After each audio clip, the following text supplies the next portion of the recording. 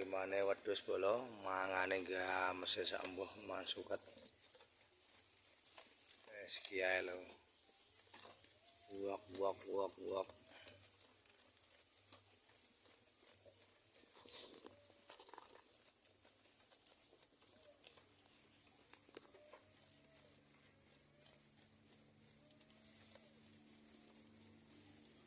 Terus masuk ketok ngene nyenengno.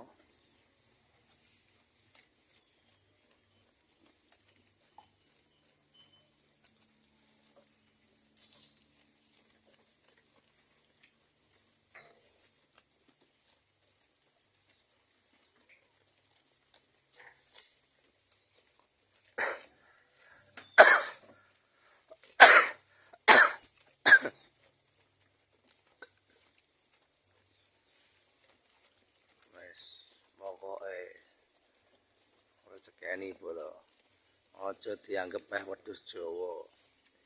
Aja disepelekno peh wedhus Jawa.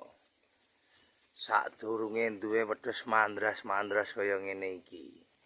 Awale ya wedhus Jawa-Jawa ngene iki. Guys, gatekno cangkeme wong lho. Ya cangkeme wong iki nggur iso maido ora iso nglakoni. Ya iki. Ngene iki. Wis Jawa-Jawa ya lah. Ngene iki nek cangkeme wong ngomonge ya ngene, Bro. Tak kandhani. Wedhus Jawa-Jawa munggo apa? Wedhus cilik-cilik munggo apa? Lho. Sing iso ndadekno akeh gedhe-gedhe ngene iki ya asale kok cilik. Ngono lho. Regane ya murah, merakyat, wong cilik kuat tuku. Kabeh wong iki ya kepengin duwe wedhus. Tapi danane iki sing larang-larang kuwi, kaya kae ngono kae larang. Lah piye carane wong petani cilik iki ben kuat tuku? Wong cilik ya ben kepengin tuku, ya ben iso tuku. Kuwi ya wedhus Jawa-Jawa ngene iki. Jawa nek akeh ya padha wae. Jawa nek genep 50 ya padha wae ya. Ngono lho, Bro. Jadi ora usah nyepelekno peh wedhus cilik ora payu. Sopo sing ngomong ora payu? Ngono lho. Ana wedhus cilik berarti ya payu. Ngene iki. Ora usah digagas omongane wong. Panggah payu-payu.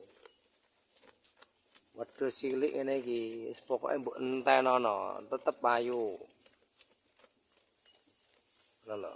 Ora usah gatekno omongane tangga. Tanggamu nggur iso maido tok ora iso nglakoni. Ngono lho. Ya. Ora usah digagas, ora usah isin pengoni wedhus Jawa. Rugi, sing ngomong rugi sapa? Peternak pitik e pakan tuku terus. Mbekne yo ora rugi ya. Lho ngene wedhus suket ra tuku karek ngemek kok ngomong muni rugi.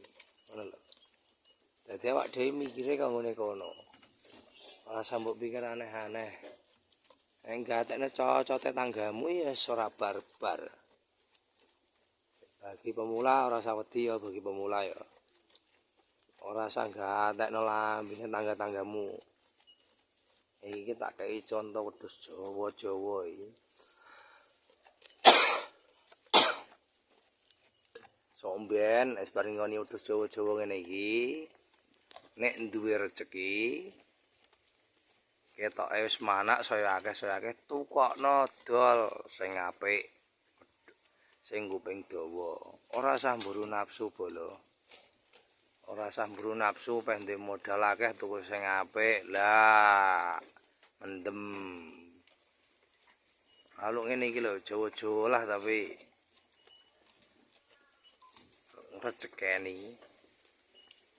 Ya, sedeling-eling kanggo pemula iki. Ngene iki dikeki wedhus cilik ngene iki ya. Nek bakul beda meneh. Bakul mbukake wedhus gedhe jare engko ya ora kuat danane. Mbukake wedhus cilik kaya ngene iki. Wedhus cilik kaya upil. Oh. Piye wedhus cilik-cilik ngene iki dirego pira ngono iki. Ngono kuwi bakul. ora usah digagas. Butuhe ngene wae lho, ngingoni kewan iki nggur ngibadah wae. Anggep wae ngibadah. Ngingoni wedhus cilik-cilikne mbok antem kaya ngingoni wedhus mbok antem bisnis kowe ngene iki jeglek, ngene iki wae. Nggo hiburan, ngibadah, ana untunge didol.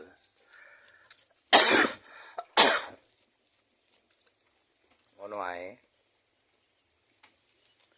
Ana wong ngingoni wedhus, pasti ana wong tuku. Ngono wae lho gampang. Wis omongane tangga iki rasa gatek-gatekne. Mari ngedon, tak kandhani kowe. Omongane tangga iki rasa gatekne. Wis kadung ngedon tanggamu ngono kuwi lho. Ngono kuwi tatok raro. Ngono. Wis sugih ya digremengi, apa meneh melarat. Panggah digremengi kowe tak kandhani. Mulane wis pokoke kanggo pemula sing kepengin latihan ngon-ngon wedhus, kepengin tuku wedhus, tuku wae. Nek pengen latihan wedhus sing Jawa-Jawa lah ngene iki. Ora usah wedhus api-apian ya. Bagi pemula iki tak sarano iki. Nek ngerti ngelmune ya sing apik-apik sisan ora masalah. Nek ora ana ya sing murah-murah. Oke, Bolo. Matur suwun ya. Nasihat saka petani. Oke, terima kasih. Wassalamualaikum.